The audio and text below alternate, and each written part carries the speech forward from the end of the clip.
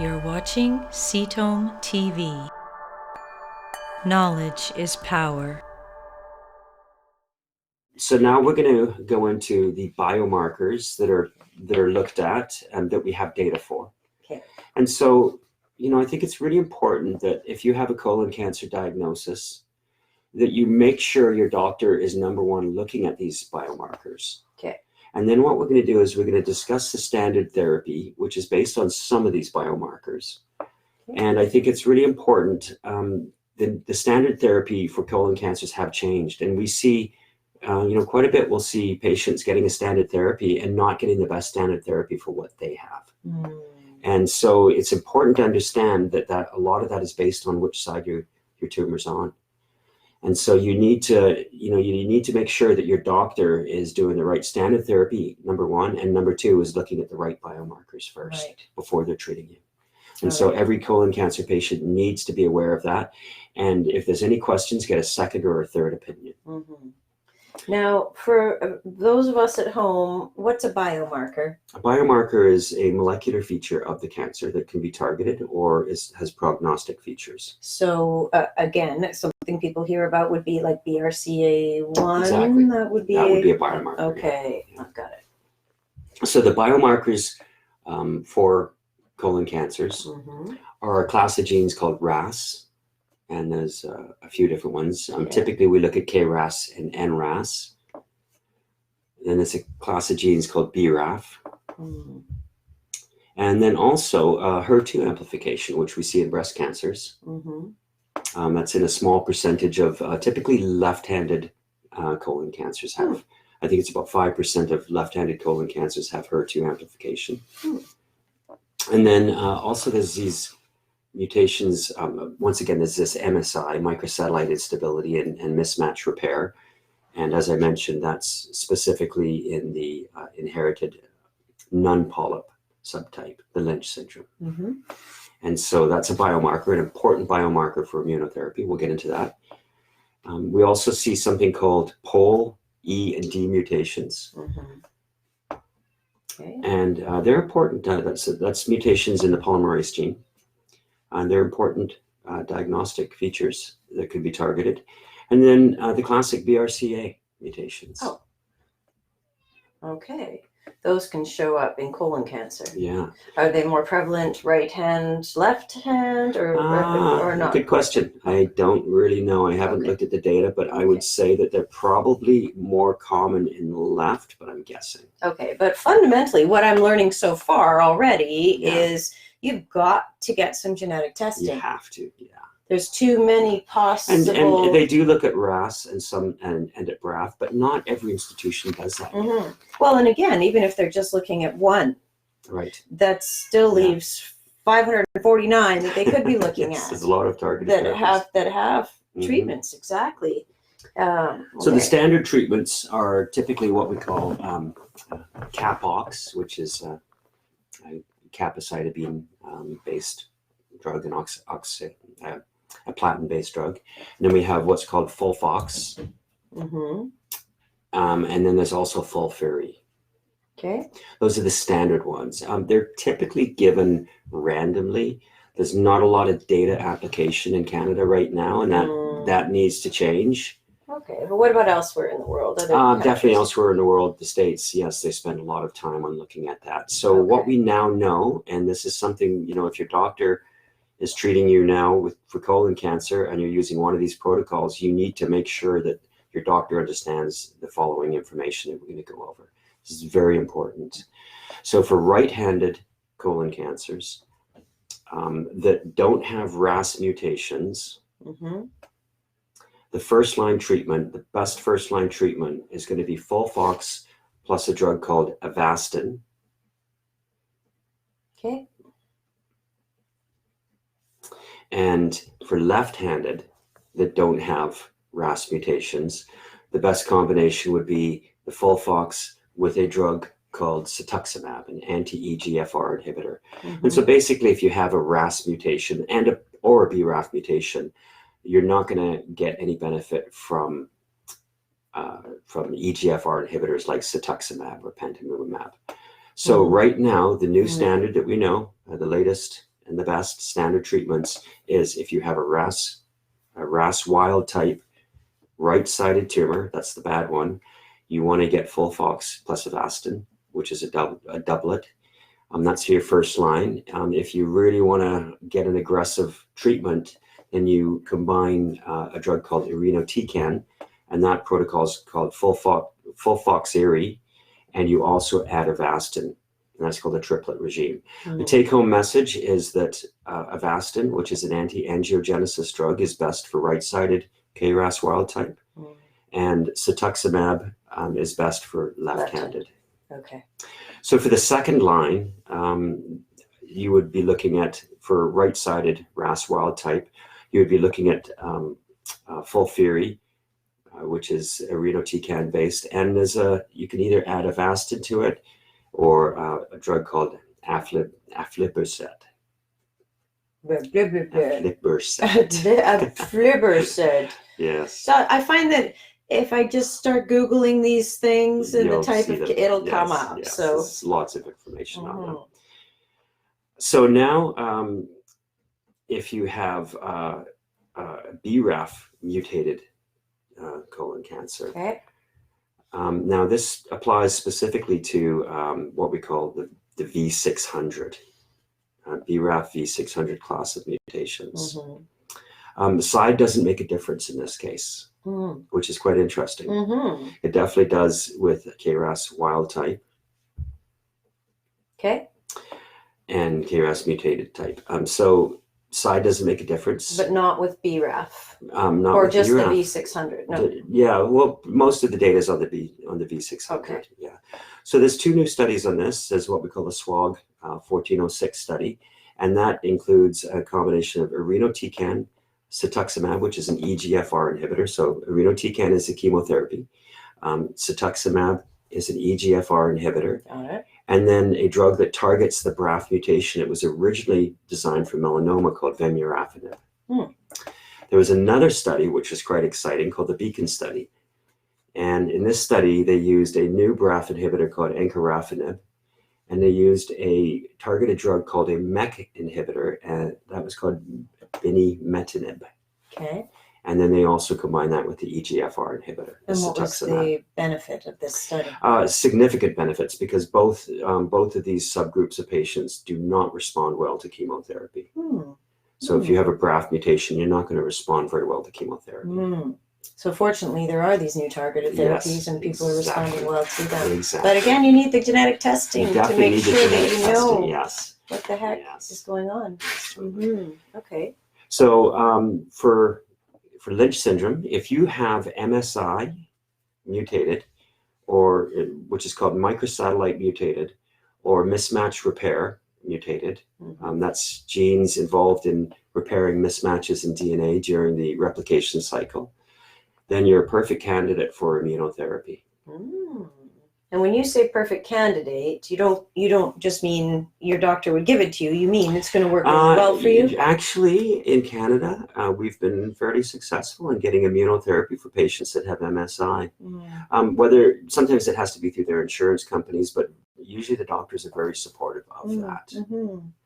And so the reason MSI is an issue or provides benefit to this group of patients is because what it creates is a high level of mutations in areas that are not encoding for genes. They're called microsatellites. And microsatellites are also used in forensic and paternity tests. Everyone has their own unique set of microsatellites, and they're inherited in families, and that's how they can tell if you're associated with a certain family or not. So if you have microsatellite instability, that means these microsatellites are going to be altered and mutated quite a bit from your normal cells. And what that does is it makes these cells, the tumor cells, stand out in a big way to the immune system because there's so much variation. And so the immune system is able to recognize these. Now, as you know, in cancers, the immune system gets shut down. And so these immune drugs like PD-1 inhibitors and CTLA-4 inhibitors both reactivate the immune system. They remove the brakes that the cancer cells put on the immune system. And so immune therapy works really well with these cancers. Pembrolizumab, one drug that works quite well as a single agent. Combining nivolumab, a PD-1 inhibitor, and ipilimumab can be very effective too. And also Pol E and D mutations. Now, recent data is showing that a class of mutations called ATM mutations that are also involved in DNA repair are also effective prognostic features for MSI high cancers or for immunotherapy. We don't have a lot of data on that yet in colon cancers, so I don't really suggest using that as a guideline. But if for people that don't have MSI high, they're starting to use a combination of the standard treatment FOLFOX and the PD-1 inhibitor in MSI normal patients. And that study actually got some really good results. So you don't necessarily have to have MSI to get benefits from immunotherapy. I think we're going to see these unique combinations more common now that include immunotherapy and chemotherapy, and that are working on people without MSI or mismatch repair deficiencies. And again, though, you have to have had that genetic testing to be able to see which of these mutations are happening for you, and therefore which of these options are going to be best for you. Precision medicine. Yeah. So for patients with HER2 amplification, there was a recent study called the Heracles. Okay. Or Heracles. Heracles, probably. Heracles, Heracles, Heracles. Well, all right. Now you know how it's spelled anyway. So in this trial, they were, I think it was in advanced patients. They were given Herceptin, which is a drug for HER2 used in breast cancer, and a newer version of a HER2 inhibitor called lapatinib. They combined the two drugs together, and they got a 30% response rate in this. So that's quite significant. Now, again, for those at home, what does a response rate indicate? So if you have 100 patients with the disease, and you give them all the drug, and 30 of them respond to the drug, in other words, they have more than 30%. A complete response would be more than 30% tumor shrinkage. Responses are based on what's called the RECIST criteria. And that basically just, they're separated into a complete response, which is more than 30% shrinkage in the tumor, and a partial response, obviously, which is less than 30%, but some tumors respond, some don't. Stable disease, where you get no growth and no change.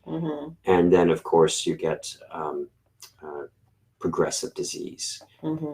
So no response. So you get three different responses. Taking us on a side journey here, how is it that scientists call something that's got only 30% response a complete response? It's more than 30%. More than 30, okay. But not 100. To me, complete is 100. Well, this is just in the duration of the trial. Okay.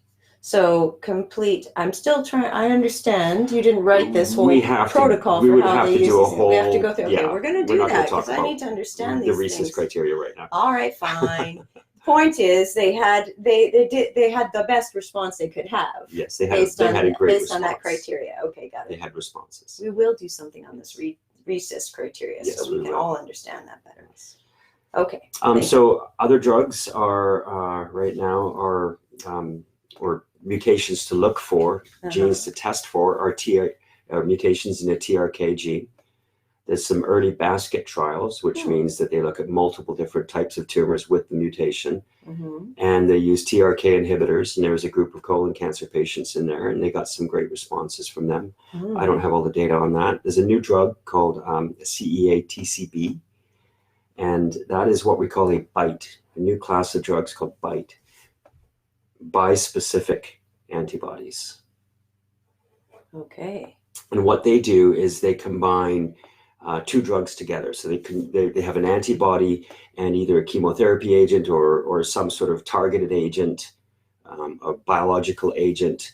And so one part of the drug will seek out and identify is an antibody that seeks out and identifies a structure on the cancer cells. And the other one is the active component. They're called BiTEs, bispecific antibodies. They actually bring two cells together. It's like a hunter and their dog or something like that. Yeah, so we won't get into the details of that because it's a little more complicated than that. Another time. So in this particular drug, this CEA-TCB, it targets something called CD3 and CEA, which is one of those tumor markers that we didn't talk about today. Okay. And yet... Carcinoembryonic antigen, as it's referred to. And CD3 is a component of the PD-1 signaling pathway. So it brings these two together. So in another basket trial, what they did is they included a PD-1 inhibitor with the CEA-TCB drug, and they got really impressive results. It's a basket trial, so it's not specific for colon cancer, but in the colon cancer group, they got some really significant results. Okay, and we're still talking about the HER2 folks, or are we on to the MSI folks? We've passed that. Past MSI, past HER2, we're on other drugs. Oh, okay. Future drugs. Oh, okay, excellent. So now we're going to change gears again. Oh, no, I'm just catching up. CEA, fortunately, we can rewind. You could rewind it. CEA-TCB doing very well. Plus atezolizumab, which is a PD-1 inhibitor. Okay, plus... It was a basket trial, so, we need proper phase 3 trials. Okay, but promising results. Very promising results, yeah. Okay.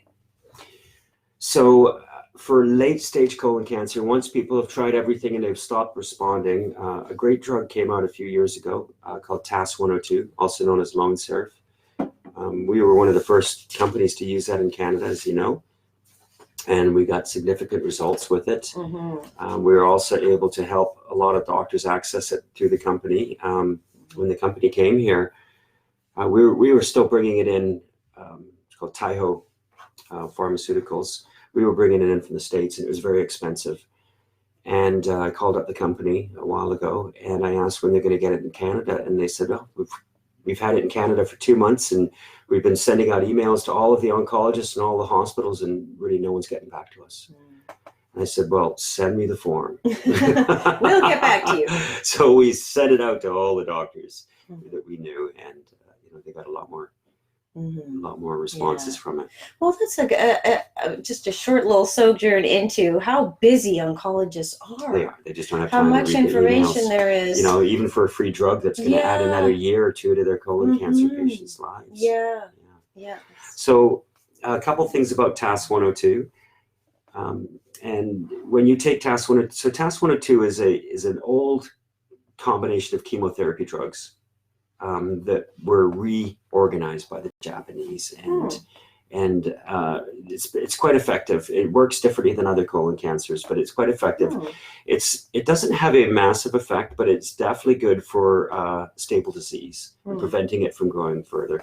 And so it's often used in late lines of colon cancer when there's no other options for the patient. One of the newest things about TAS-102 that we do know is it causes neutropenia, bone marrow suppression.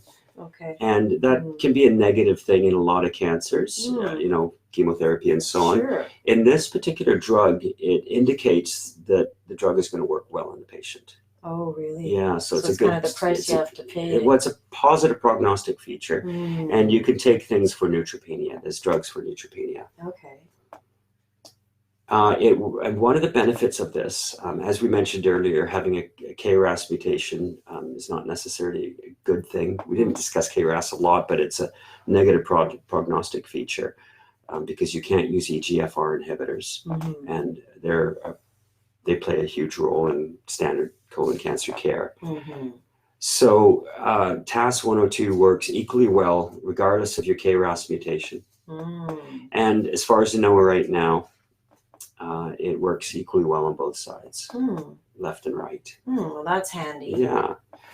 So one of the studies that was recently out about a year and a half ago showed that that you can give it on an alternate schedule, a reduced dosage schedule. And we're seeing this a lot with chemotherapy drugs, is often the reduced scheduling of the drugs or the alternate schedule where you don't get as much of the drug as you'd normally get is almost or equally effective as a full dose with a lot less side effects. And the patient's able to take it for a lot longer. So the alternate schedule of TAS 102 is quite beneficial and also has a lot less side effects.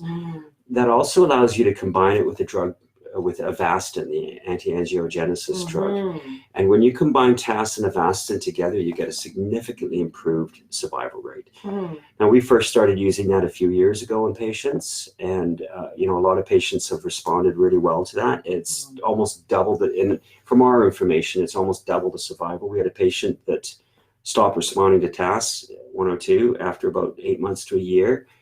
We thought that was it for him, and we got him on Avastin and put him on the alternate schedule of TAS 102, and he lived another year and made it through another Christmas. So that was very impressive. That has recently been established in a newer study called the TASCO study. And what they did was they combined the drug Xeloda or capecitabine with bevacizumab, or TAS with Avastin. Bevacizumab is its brand name. I like to call it Avastin.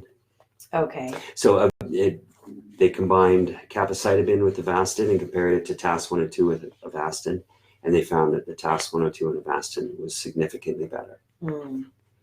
Now, there's also the old standby drug called regorafenib. It's been around for a while, but a lot of doctors don't like to use it. It's used in the last line, and it can definitely give you more time, but it doesn't really work in a lot of people.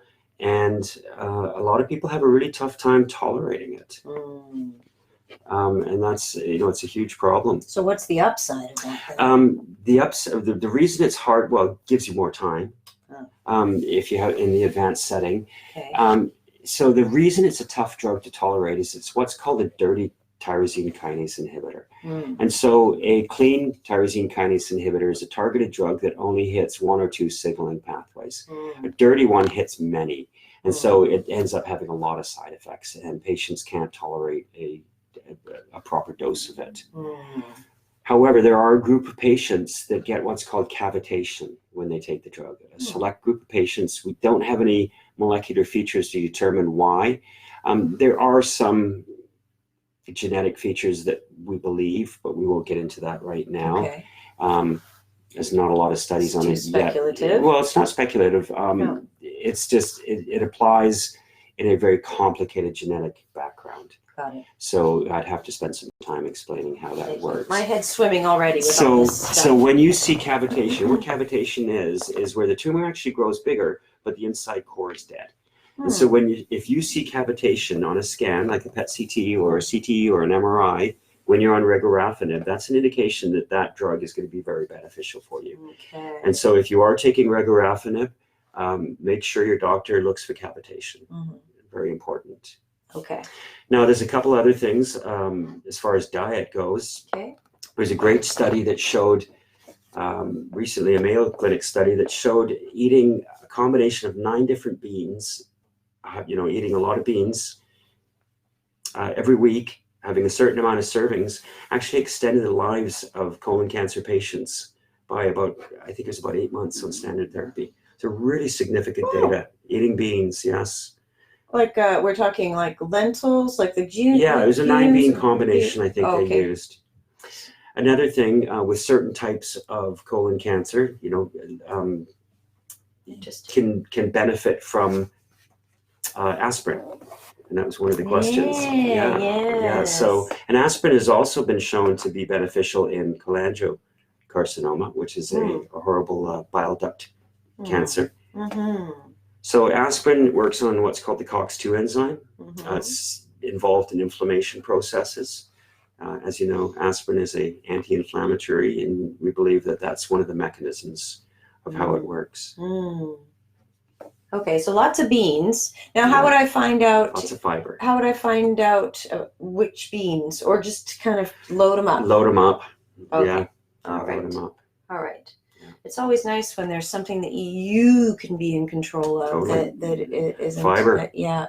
Fiber, beans. And aspirin, apparently. Aspirin. And with the fiber, it changes the composite of the microbiota. I would assume that the beans have a similar process. And as we know that the microbiota has influence over the drugs you take. It could prevent them from working, as in the case of fusobacteria and fluorouracil-based chemotherapy. Wow, that's really, there's so much to consider, isn't there? And then, so if you have PARP or if you have mutations in BRCA1 or 2, PARP inhibitors could be effective. I would definitely suggest PARP inhibitors combinations for people that have BRCA mutations. Okay. But that's kind of perhaps a good point to point out that a lot of times people have more than one mutation. Yes, and they can work together against you, or they can work against each other. And so that's why if your oncologist is testing you, say, for one of those common mutations, like let's say KRAS. Okay, RAS. like let's say RAF and BRAF. KRAS, which is great. But if you very likely have other mutations as well. It's very rare we get one of those genetic panel tests back that just has one mutation on it. So understanding all of the mutations that are driving your cancer and how they might work together, or how certain treatments might make them better or worse, it's an important element. We saw that just recently with the study on ATM mutations. It was a basket study in different cancers, and people that had ATM mutations got a great response, a significant response to radiation therapy. So if you have, and we see ATM mutations a lot in colon cancers. So if you have an ATM mutation, even if there's not a lot of targeted therapies, that indicates that radiation might be more effective for your metastasis than with other patients with colon cancer. It is important to know, because lots of us, when we think about having a cancer diagnosis, we might have it in our mind, I'm not doing radiation, or I'm not doing chemo. Well, one thing we didn't cover today, because there's just so much to cover in colon cancer, is the use of liver-targeted therapies. So one of the newest things is called yttrium, and basically what it is radioactive microspheres, and colon cancers preferentially metastasize to the liver, and it's always a difficult situation when they metastasize to the liver.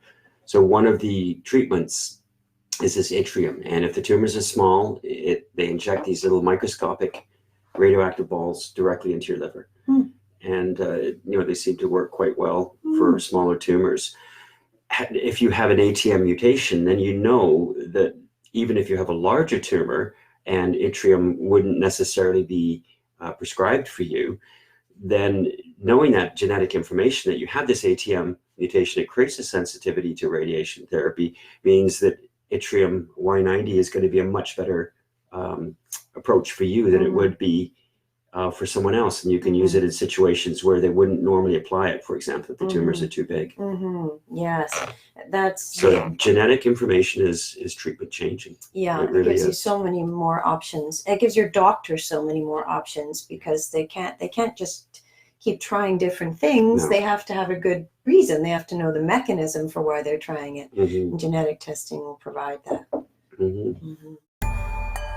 Thank you for watching Ketome TV. Subscribe below and stay informed.